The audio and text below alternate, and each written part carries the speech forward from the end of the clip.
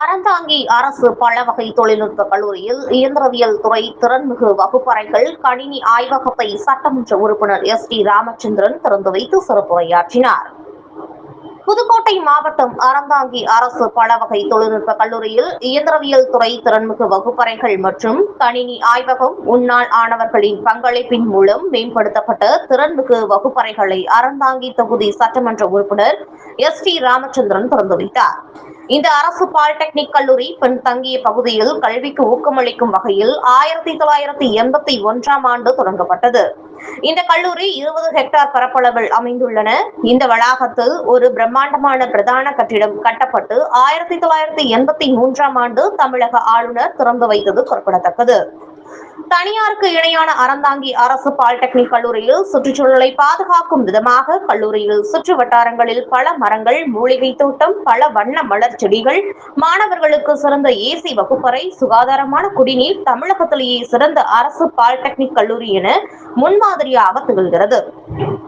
கல்லூரி முதல்வர் குமார் மாணவர்களின் நலனை கருத்தில் கொண்டு அந்த கல்லூரியில் படித்து முடித்து சிறந்த வேளையில் உள்ள முன்னாள் மாணவர்களை ஒன்றிணைத்து அனைத்து வகுப்பறைகளையும் ஸ்மார்ட் கிளாஸ் வகுப்பறையாக மாற்றியுள்ளார். அரசு தொழில்நுட்ப கல்லூரியை நவீன வசதிகளுடன் மாற்றி வரும் கல்லூரி முதல்வரை அப்பகுதி பொதுமக்கள் மற்றும் சமூக ஆர்வலர்கள், பெற்றோர்கள் பாராட்டி வருகின்றனர்.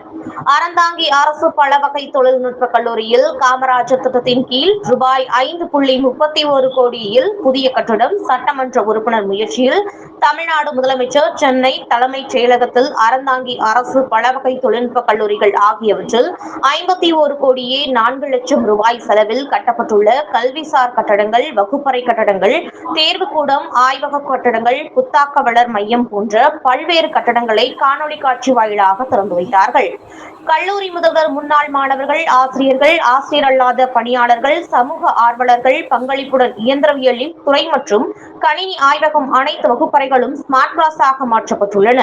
இந்நிகழ்வு கல்லூரியில் முதல்வர் குமார், பச்சலூர் ஆசிரியர் ஜோதிமணி, முன்னாள் தொடக்க கல்வி அலுவலர் நடராஜன், முன்னாள் ஊராட்சி மன்ற தலைவர் Chandramohan, Ekambal, Aranthai friends rotary club தலைவர் பன்னீர்செல்வம், செயலாளர் விஜயசுந்தர், பொருளாளர் சரவணமுத்து, நன்றியுரை ஜெகதீஷ் மற்றும் அனைத்து துறை தலைவர்கள், முதல்வரின் நேர்முக உதவியாளர், உடற்கல்வி இயக்குனர், ஆசிரியர்கள், ஆசிரியர் அல்லாத பணியாளர்கள் மற்றும் மாணவர்கள் கலந்து கொண்டனர். இந்த பாலிடெக்னிக் கல்லூரி என்பது உங்களுக்கு சரித்திரம் தெரியும். 1981 இதெல்லாம் ஒரே ஒரு பாலிடெக்னிக் கல்லூரி இருந்திருக்கும், தலைநகரத்தில் இருந்துச்சு. இப்போ மாவட்டத்திற்கு தொழில்நுட்ப அரசு கல்லூரிகள் கொண்டு செல்ல வேண்டும் என்ற நோக்கத்தோடு அறிவிக்கப்பட்ட திட்டம் அது. இந்த கதையை நான் ஏற்கனவே சொல்லியிருக்கேன். புரட்சித் தலைவர் எம்ஜிஆர் அவர்கள் முதலமைச்சராக இருந்தார்கள். ஒவ்வொரு மாவட்டத்துக்கும் ஒரு புதிய திட்டம் வகுத்து ஒரு கல்லூரி வர வேண்டும் என்ற நோக்கத்தோடு அறிவித்தார். அன்று முதல் கல்லூரி முதல் மாவட்டத்திலே எங்கு கொண்டு செல்வது என்ற கடுமையான போட்டி நிகழ்ந்தது. இன்னைக்கு என்ன சொல்லணும்னா, அன்னைக்கு கல்வித்துறை அமைச்சராக இருந்த அமைச்சர் அரங்கநாயகம் அவர் ஊருக்கு கேட்டார், முதலமைச்சரே அவர் ஊருக்கு கேட்டார் ஒரு தொகுதிக்கு. மற்றும் அண்ணன் ஆரம்பியவர்கள், மூத்த அமைச்சர்கள் ஒவ்வொரும் அந்தந்த தொகுதிக்கு கொண்டு செல்ல வேண்டும் என்ற நோக்கத்தோடு கோரிக்கை வைத்தார்கள். இந்த கதை எப்படி தெரியும்னா, அதுக்கப்புறம் அப்பா சொல்லி எனக்கு தெரியும். கேபினட் மீட்டிங் நடந்ததாகவும், நடந்து முடிஞ்ச போது முதலமைச்சர் கையிலே கோப்பை, மேஜையிலே கோப்பை இருந்ததாகவும், இந்த கோப்பையில் அரசு பாலிடெக்னிக் கல்லூரி அப்படின்னு போட்டு அமைச்சர்கள் பேரும் தொகுதி பேரும் இருந்ததாகவும், மீட்டிங் முடிஞ்சோடனே முதலமைச்சர் இந்த ஃபைலை திறந்து கையெழுத்து போட்டு இந்த கோப்பையை திருப்பி கட்டி விட்டு எந்திரிச்சு போனோடனே, வாத்தியார் போனதுக்கப்புறம் பிள்ளைங்க மார்க் பார்க்க வர மாதிரி எல்லா மந்திரிகளும் ஓடி வந்து திறந்து பார்க்கும்போது அறந்தாங்கி பக்கத்தில் எம்ஜிஆர் என்ற கையெழுத்து போட்டு சென்றிருந்தாங்க. அதற்கு என்ன காரணம் என்றால், 1977 மேலே நானே சமீபத்தில் கூட இந்து பத்திரிகையில் படித்தேன். அறந்தாங்கி என்பதே ஒரு பனிஷ்மெண்ட் போஸ்டிங். இந்த காலத்தில் ஏதாவது தப்பு பண்ணா கூட அறந்தாங்கில போடுறாமா. பிற்பாடு 77 தந்தையவர்கள் துணை சபாநாயகர், மந்திரி, அப்புறம் புரட்சித் தலைவர் எம்ஜிஆர் நெருக்கம், ஒரு பின்தங்கிய பகுதி. இந்த பகுதியில் நிறைய கல்விக்கான முக்கியத்துவம் வர வேண்டும், மாணவர்கள் முன்னேற வேண்டும், வேலைவாய்ப்பு வர வேண்டும் என்ற நோக்கத்தோடு இன்னும் நிறைய திட்டங்கள் கொண்டு வர ஏதுவாக இருந்தது. அதுக்கு பிற்பாடு நமது உலக தமிழர்கள் நெஞ்சங்கள் சிம்மாசனம் மட்டும் வீட்டில் புத்தகங்கள் கலைஞர் அவர்கள் அவர் முதலமைச்சராக போது அப்பா சட்டமன்ற உறுப்பினர் இருந்தாலும் சரி, எதிர்கட்சியில் இருந்தாலும் சரி, கூட்டணி கட்சியாக இருந்தாலும் சரி, அறந்தாங்கி என்று எந்த கோரிக்கை வைத்தாலும் உடனே செய்யக்கூடிய வாய்ப்பு இருக்குது. சொல்ல காரணம் என்னன்னா, இவ்வளோ பிள்ளைங்களுக்கு சொல்றது காரணம், அவ்வளோ மந்திரிகளுக்கெல்லாம் போராடி, மூத்த அமைச்சருக்கெல்லாம் போராடி கொண்டு வரப்பட்ட கல்லூரி. இந்த நமது முனைவர் அவர்கள் சொன்னது போல அறந்தாங்கி பாலிடெக்னிக்ல படித்த பசங்க, நானே ஒரு வாட்டி ஜெர்மனியில் வரும்போது ஒருத்தர் வந்து என்னை பார்த்து சொன்னாப்புல, நான் இப்போ பிராங்க்ஃபர்ட்ல வேலை பார்க்குறேன், நான் அறந்தாங்கி பாலிடெக்னிக் தான் படித்தேன் அப்படின்னு சொன்னாங்க. ஒரு காரணம், அந்த காலத்தில் கல்லூரிகள் குறைவு, சொல்வது போல அட்மிஷன் கிடைக்கிற வாய்ப்பும் குறைவு. இருப்பினும் அந்த நேரத்தில் ஒரு அரசு கல்லூரி திறம்பட செயல்பட்டு கொண்டிருக்கிறது. இப்போ நான் சட்டமன்ற உறுப்பினராக வந்த பிற்பாடு எப்படி நம்ம முதல்வர்லாம் சந்திக்கிறதுக்கு அப்பாயின்மெண்ட் இருக்குன்னு யாரோ கேட்டாங்க அந்த காலத்தில் படிக்கும்போது. தமிழ்நாடு முதலமைச்சராக சரி, நம்ம கல்லூரி முதலமைச்சராக சரி, எல்லாருடையும் விளக்கமாக பழகக்கூடிய 2 முதல்வர்களும் பெற்றிருக்கிறோம். அவரும் நல்லார் ஒருவர் உலகில் அவர் பொருட்டு எல்லாருக்கும் பெய்யும் மழையுமாங்க. ஊர்ல ஒரு நல்ல மனுஷன் தான், அவருக்காக எல்லாருக்கும் மழை பெய்யும். அவர் பிரின்சிபலையும் என்ன தூங்க விடுறது.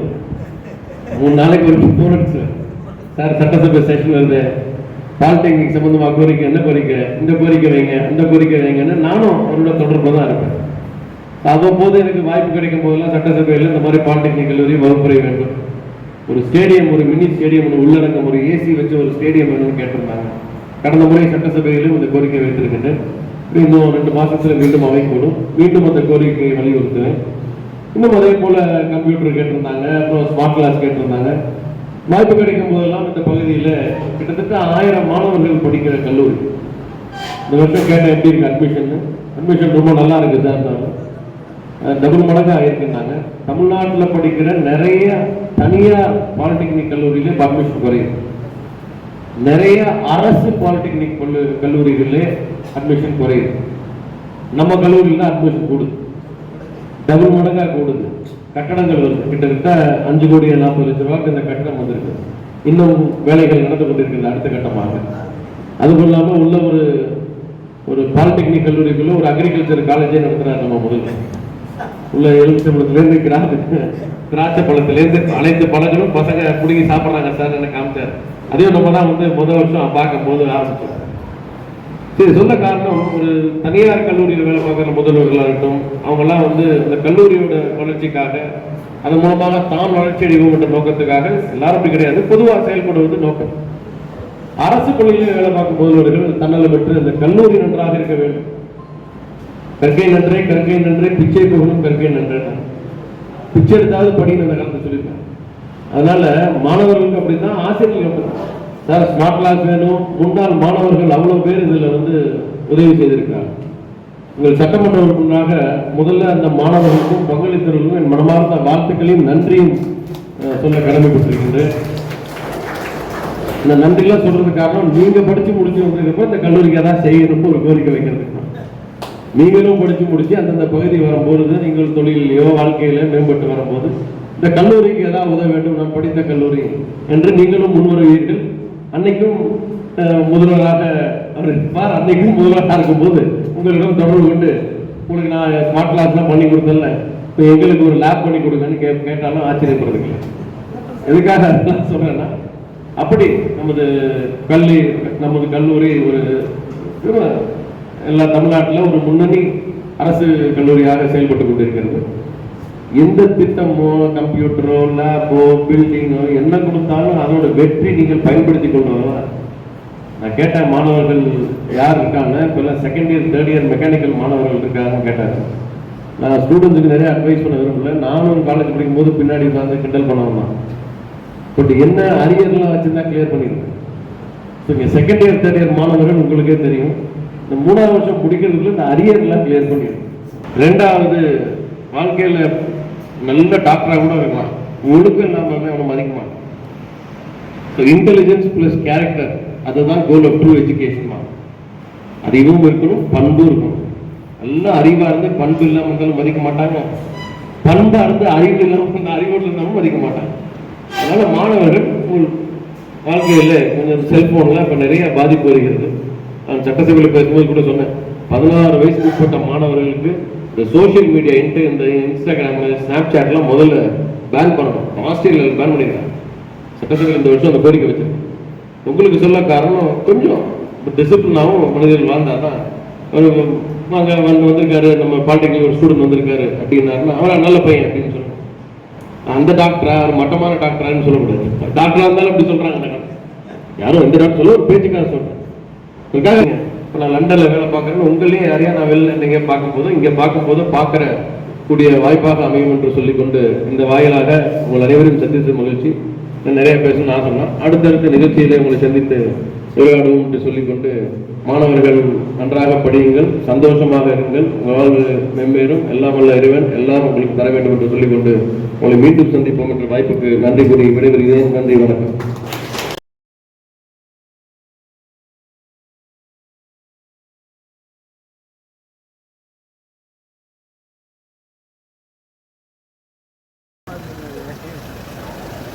போகலாம்.